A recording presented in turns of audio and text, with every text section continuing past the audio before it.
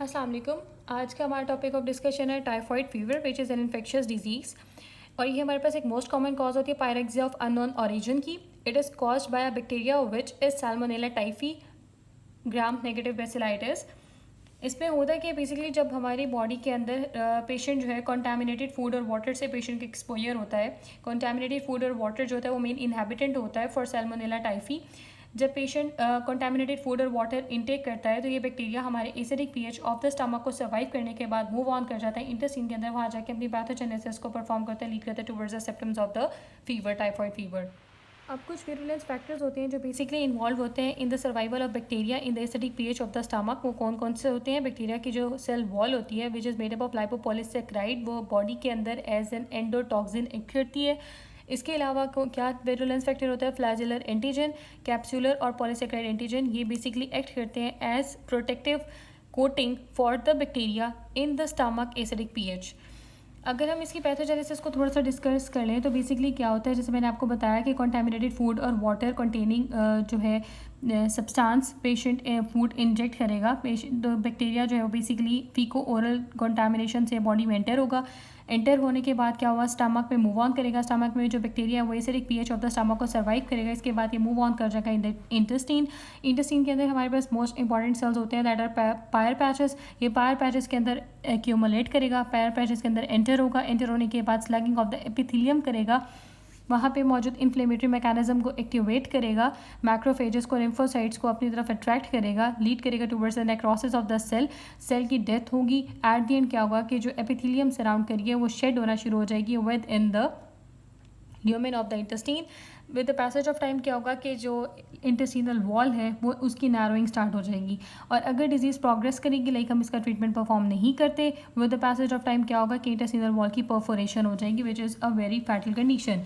Necrosis, sloughing of the epithelium leading to the ulcers which then bleed, और ulcer जो है वो heal करेगा विदाउट स्कारिंग। ये वही बात कि पायर पैचेस के अंदर क्या होगा, इन्फ्लेमेटरी मैकेनिज्म होगा जो प्रोग्रेस करेगा, स्वेयर होगा। स्वेयर होने के बाद क्या होगा, जो हमारी इंटेस्टिनल वॉल है उसकी थिकनेस को रिड्यूस करेगा। थिकनेस रिड्यूस होगी तो with the passage of time जो वॉल है वो परफोरेट हो जाएगी, और जो हमारे ये सारे का सारा बैक्टीरिया है वो स्प्रेड कर जाएगा towards the regional lymph nodes.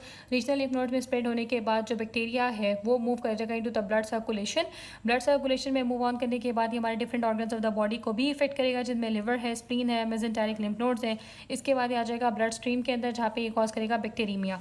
Bacteria does not destroyed by the monocytes. क्योंकि मोनोसाइट से डिस्ट्रॉय क्यों नहीं होगा? क्योंकि बैक्टीरिया की जो सेल वॉल है वो इसके लिए as a virulence factor act कर रही है, फ्लैजेलर एंटीजन विरुलेंस फैक्टर के तौर पर एक्ट कर रहे हैं। तो इस वजह से मोनोसाइट्स बैक्टीरिया को डिस्ट्रॉय नहीं करेंगे और बैक्टीरिया हमारे different organs of the body में एंट्री ले लेगा। एंट्री लेने के बाद ये ब्लड स्ट्रीम में आएगा, that will lead to the symptoms of sepsis और बैक्टीरिया। अगर हम थोड़े से virulence factors of Salmonella species की बात करें तो बेसिकली जो हमने बताया सेल वॉल जो है एक्ट एज एंडोटॉक्सिन करती है। एंडोटॉक्सिन जो है वो basically systemic manifestation of Salmonella provide करता है।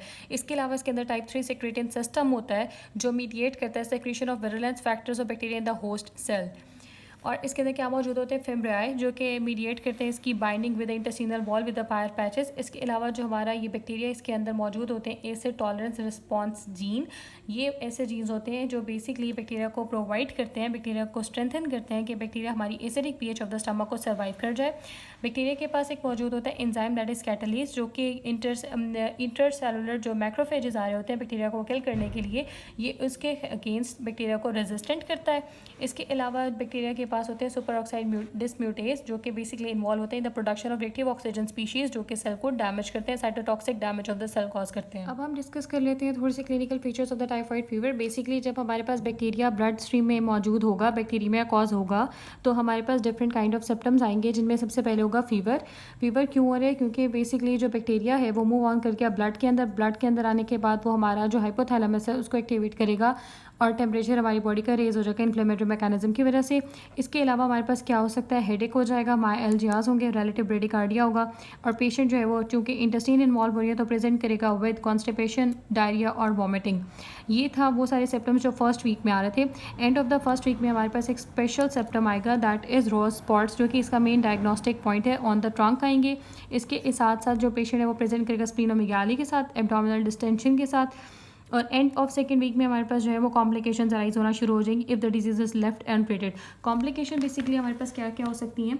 कॉम्प्लिकेशन में हमारे पास बाउल की परफोरेशन हो सकती है, बाउल में हेमरेज हो सकता है। जैसे मैंने आपको बताया कि with the passage of time जो हमारी इंटेस्टिनल वॉल है वो थिन हो जाएगी, that will lead towards a perforation. Perforation होने के बाद जो मेजर कॉम्प्लिकेशन आएगी वो बेसिकली क्या होगी? पेरिटोनाइटिस और हेमरेज हो जाएगा।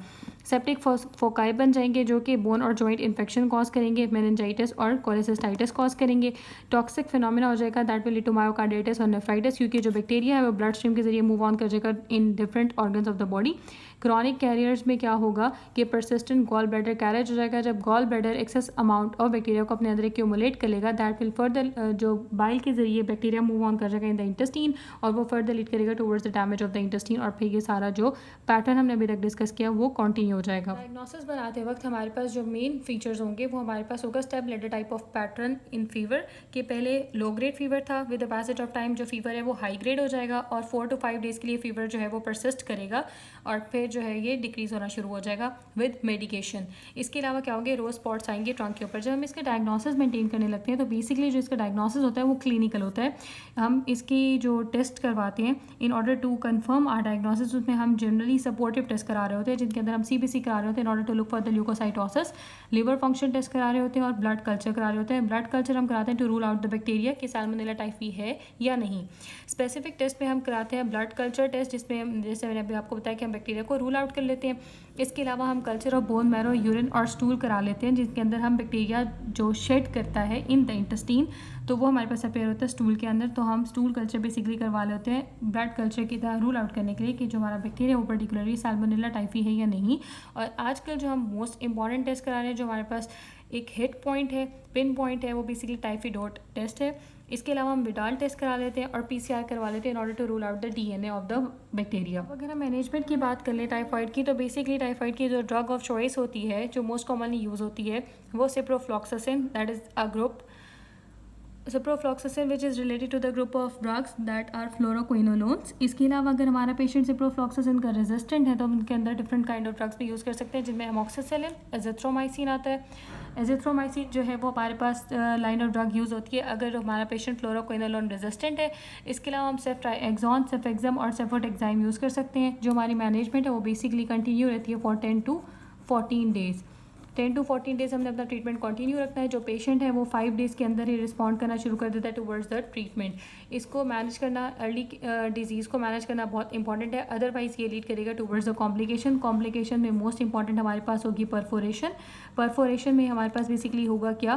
पेरिटोनाइटिस हो जाएगा। Peritonitis is a major complication related to this disease. So now this is a scenario for our evaluation। इसमें basically है a 25-year-old boy presented to the physician with a 10 days history of fever। Initially fever was low grade and gradually progressed to the high grade। This is basically step ladder pattern कि पहले low grade fever है वो move on करे towards high grade fever। Fever was remittent and not associated with rigors or chills। Fever was associated with headache, myalgia, abdominal distension and reddish spots on the trunk। एक और main diagnostic point आ गया। On examination pulse is 84, temperature 103 degree Fahrenheit and mild splenomegaly। Basically इसमें जो हमारे पास main diagnostic points एक 10 day history of fever है। Gradual low grade two high grade fever जो है वो basically step ladder pattern of the fever है। इसके अलावा रेडिश स्पॉट्स हैं ऑन द ट्रंक और स्प्लीनोमेगाली है। ये हमारे पास डायग्नोसिस लीड करें towards the typhoid enteric fever. So here we have done with another infectious disease, that is typhoid fever. Hope you like my video.